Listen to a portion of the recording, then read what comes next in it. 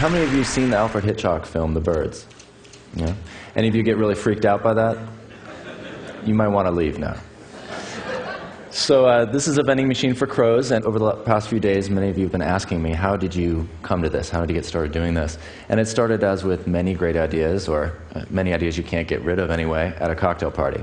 About 10 years ago, I was at a cocktail party with a friend of mine, and we were sitting there, and he was complaining about the crows that he had seen that were all over his yard and making a big mess. And he was telling me that really we ought to try and eradicate these things. We got to kill them because they're making a mess. And I said that was stupid. You know, maybe we should just train them to do something useful. And he said that was impossible. And I'm sure I'm in good company in finding that tremendously annoying when someone tells you it's impossible. So I spent the next 10 years reading about crows in my spare time. And after 10 years of this, my wife eventually said, look, you know, you've got to do this thing you've been talking about and build the vending machine. So I did.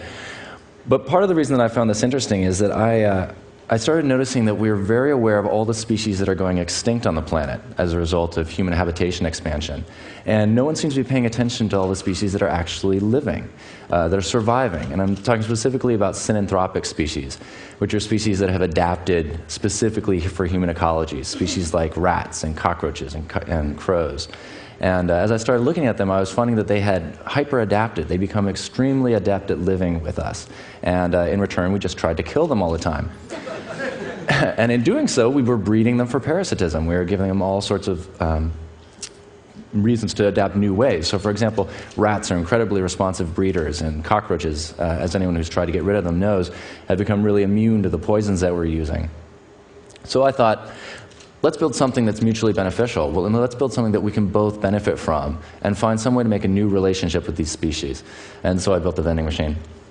But the story of the vending machine is a little more interesting if you know more about crows.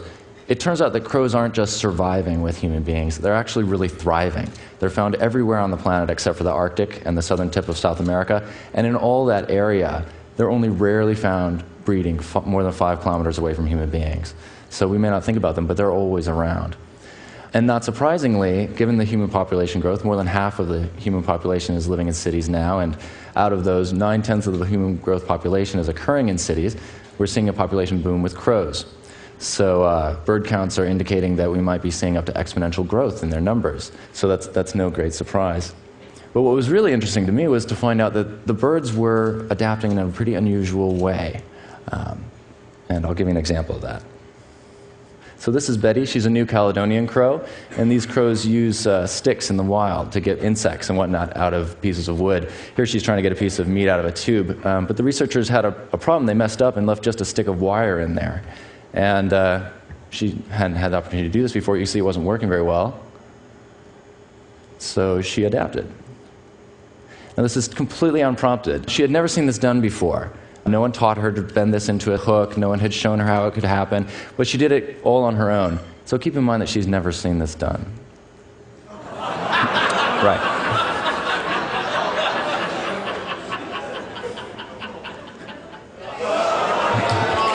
Yeah. All right.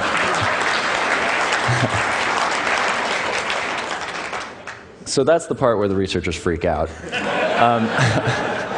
So it turns out we've been finding more and more that crows are really, really intelligent. Their brains are proportionate in the same proportion as chimpanzee brains are. There's all kinds of anecdotes for different kinds of intelligence they have. For example, in Sweden, crows will wait for fishermen to drop lines through holes in the ice. And when the fishermen move off, the crows fly down, reel up the lines, and eat the fish or the bait. It's pretty annoying for the fishermen. On an entirely different tack, at University of Washington, they a few years ago were doing an experiment where they captured some crows on campus. Some students went out and netted some crows, brought them in, and weighed them and measured them and whatnot, and then let them back out again. And were entertained to discover that for the rest of the week, these crows, whenever these particular students walked around campus, these crows would caw at them and run around and make their life kind of miserable. They were significantly less entertained when this went on for the next week and the next month and after summer break, until they finally graduated and left campus, and glad to get away, I'm sure, came back sometime later and found that the crows still remembered them. So, the moral being, don't piss off crows. So, now students at the University of Washington that are studying these crows do so with a giant wig and a big mask. It's fairly interesting. So we know that these crows are really smart, but the more I dug into this, the more I found that they actually have an even more significant adaptation. Crows have become highly skilled at making a living in these new urban environments. In this Japanese city, they have devised a way of eating a food that normally they can't manage. Drop it among the traffic. The problem now is collecting the bits without getting run over. Wait for the lights to stop the traffic.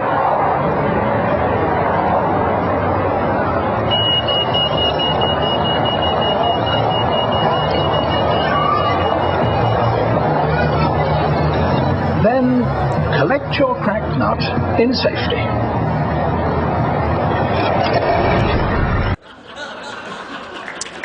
Yeah, pretty interesting. So what's significant about this isn't that crows are using cars to crack nuts. In fact, that's old hat for crows. This happened about 10 years ago in a place called Sendai City at a driving school in the suburbs of Tokyo. And since that time, all the crows in the neighborhood are picking up this behavior. And now every crow within 5 kilometers is standing by a sidewalk waiting to collect its lunch. So they're learning from each other, and research bears this out. Parents seem to be teaching their young. They learn from their peers, they learn from their enemies. If I have a little extra time, I'll tell you about a case of crow infidelity that illustrates that nicely. The point being that they've developed cultural adaptation, and as we heard yesterday, that's the Pandora's box that's getting human beings in trouble, and we're starting to see it with them. They're able to very quickly and very flexibly adapt to new challenges and new resources in their environment, which is really useful if you live in a city. So we know that there's lots of crows. We found out they're really smart, and we found out that they can teach each other. And when all this came clear to me, I realized the only obvious thing to do is build a vending machine. So that's what we did. This is a vending machine for crows, and it uses Skinnerian training to shape their behavior over 4 stages. It's pretty simple. Basically what happens is that we put this out in a field or someplace where there's lots of crows, and we put coins and peanuts all around the base of the machine, and crows eventually come by and eat the peanuts and get used to the machine being there. And eventually they eat up all the peanuts, and then they see that there are peanuts here on the feeder tray, and they hop up and help themselves. And then they leave, and the machine spits up more coins and peanuts, and life is really dandy if you're a crow. Then you can come back anytime and get yourself a peanut. So when they get really used to that, we move on to the crows coming back. Now they're used to the sound of the machine, and they keep coming back and digging out these peanuts from amongst the pile of coins that's there. And when they get really happy about this, we go ahead and stymie them, and we move to the 3rd stage, where we only give them a coin. And like most of us who have gotten used to a good thing, this really pisses them off. So they do what they do in nature when they're looking for something. They sweep things out of the way with their beak. And they do that here, and that knocks the coins down the slot. And when that happens, they get a peanut. And so this goes on for some time. The crows learn that all they have to do is show up, wait for the coin to come out, put the coin in the slot, and then they get their peanut. And when they're really good and comfortable with that, we move to the final stage, in which they show up and nothing happens. And this is where we see the difference between crows and other animals. Squirrels, for example, would show up, look for the peanut, go away. Come back, look for the peanut, go away. They do this maybe half a dozen times before they get bored, and then they go off and play in traffic. Crows, on the other hand, show up and they try and figure it out. They know that this machine's been messing with them through 3 different stages of behavior.